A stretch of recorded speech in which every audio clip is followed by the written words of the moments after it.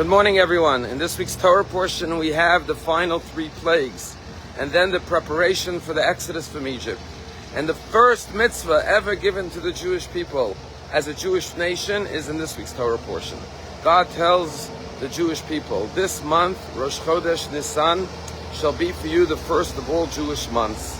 And indeed, until this day, we count our calendar based on the lunar cycle. And every first day of the month is Rosh Chodesh, the head of the month.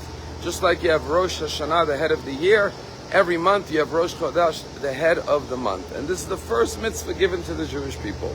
And the question is, from all the 613 commandments, how is Rosh Chodesh, which seems like a minor commandment, to mark the first day of each month on the Hebrew calendar, how is this the first commandment?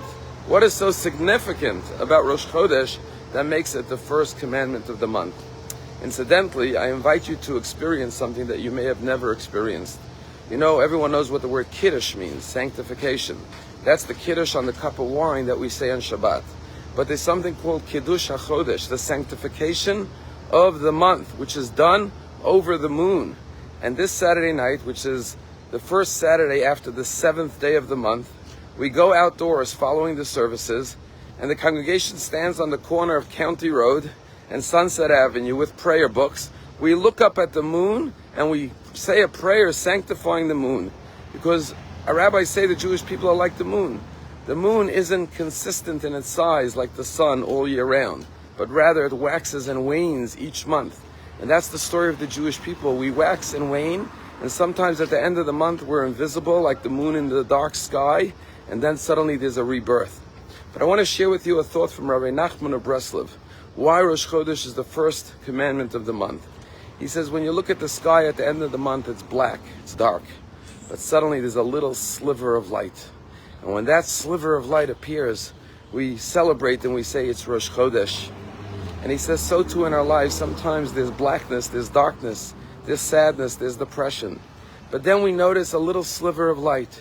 We focus on a little good deed we've done, something positive, a mitzvah, and we say there's a little light, and light represents the infinite light of God.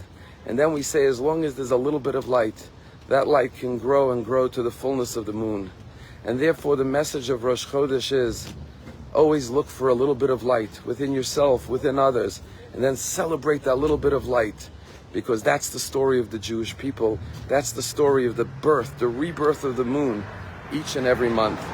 And I'm learning with our son Yehuda Tzvi Mishnah, and we're learning this Mishnahs about Rosh Hashanah in temple times, when they didn't have a calendar, and when the little birth of the light of the moon would come, they had to notify all the Jews throughout Israel that it was Rosh Chodesh, because based on when Rosh Chodesh is, they could determine when all the Jewish holidays will be during the month. And so they would light bonfires on all the mountaintops, from one mountain to the next, till the light lit up all of Israel, and everyone knew it was Rosh Chodesh. And that's the metaphor, a little sliver of light to turn into bonfires that illuminate the entire Jewish nation. This Shabbat I told a story about Elisha Lowenstern, 38-year-old man who was killed in the war of Gaza, and about his heroic wife and the courage and the faith that they demonstrated. One of the stories I told was that she repeated that they were married 13 years, and every night before they went to bed, they would tell each other they love each other and thank each other for marrying them. And then she said every Rosh Chodesh, first day of the month, her husband would buy her a present. For 13 years, every Rosh Chodesh, buy her a gift. Well, this past Thursday was Rosh Chodesh Shvat. And she was at home and she was crying, thinking about her husband and the fact that this month her husband's not alive to give her a present like he did for 13 years throughout their marriage. When suddenly she said there was a knock on the door. She goes to the door and there's a neighbor. The neighbor said, I was thinking about you. I decided to bring you a present.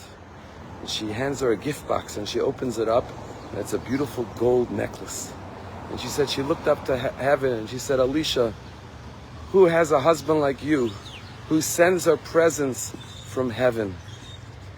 But I want to tell you that on Sunday I got an email from one of my congregants, one of our members, our wonderful members at Palm Beach Synagogue, and he said, I was talking to my wife about the story. Would you be able to get me Hadass Lowenstern, the wife of Elisha's number email, address, where they live, because we want to send her a present next Rosh Chodesh, who is like the Jewish people, who in the greatest darkness finds a sliver of light and builds on it, celebrates it, and turns it into a light for the entire nation, for Am Yisrael. Have a wonderful day.